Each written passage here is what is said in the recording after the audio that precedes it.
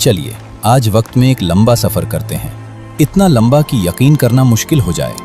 आज से लाखों साल पहले की दुनिया में ये एक ऐसी दुनिया है जहां ना शहर हैं, न गांव, न ही रोशनी की कोई किरण, सिर्फ विशाल अनछुआ प्राकृतिक परिदृश्य, घने जंगल और अंतहीन सवाना घास के मैदान हैं। ये दुनिया हमारे शुरुआती पूर्वजों जैसे होमो इरेक्टस की है, एक ऐसी प्रजाति जो 2 पैरों पर तनकर चलना सीख चुकी थी, लेकिन अभी भी प्रकृति की विशाल और अक्सर बेरहम शक्तियों के सामने बहुत छोटी थी।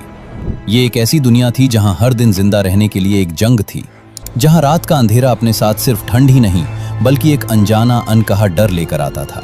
हमारे पूर्वज किसी गुफा के कोने में या किसी ऊंचे पेड़ पर सहमे हुए दुबके रहते थे। वे ताकत में कम थे, गिनती में कम थे और बेबस थे। हर झाड़ी के पीछे से आती सरसराहट की आवाज किसी भूखे शिकारी की मौजूदगी का इशारा हो सकती थी। सूरज की रोशनी ही उनकी एकमात्र दोस्त थी और रात सबसे बड़ी दुश्मन। वो एक ऐसा दौर था जब हर रात जिंदगी और मौत की जंग लेकर आती थी। उस समय इंसान खाद्य श्रृंखला में सबसे ऊपर नहीं था, वो शिकारी भी था और शिकार भी। ये एक ऐसी दुनिया थी जहां जीने के नियम बहुत आसान और उतने ही कठोर थे। लेकिन फिर कुछ ऐसा हुआ जिसने सब कुछ हमेशा के लिए बदल दिया।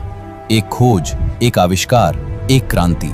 ये कहानी है मानवता के सबसे बड़े मील के पत्थर की। ये कहानी है आग की। लाखों साल पहले के अंधेरे और ठंडे युग में वापस चलिए।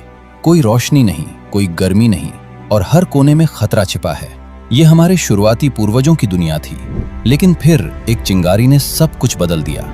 ये कहानी है कि कैसे इंसान ने अपनी सबसे बड़ी ताकतों में से एक यानी आग पर काबू पाना सीखा। उस युग की दुनिया को समझना आज हमारे लिए लगभग नामुमकिन है।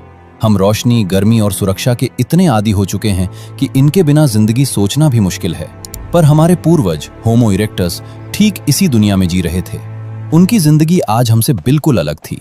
वे छोटे खानाबदोश समूहों में रहते थे जो भोजन और पानी की तलाश में एक जगह से दूसरी जगह भटकते रहते थे। उनका घर कोई पक्का ठिकाना नहीं बल्कि गुफाएं, चट्टानों के नीचे की खाली जगहें या पेड़ों के घने झुरमुट हुआ करते थे। दिन का ज्यादातर समय खाने का जुगाड़ करने और शिकार करने में बीतता था। मर्द और औरतें दोनों ही अपने समूह को जिंदा रखने के लिए मेहनत करते थे। वे मरे हुए जानवरों के अवशेषों से मांस खुरचते, जंगली फल, कंदमूल और कीड़े मकोड़े इकट्ठा करते।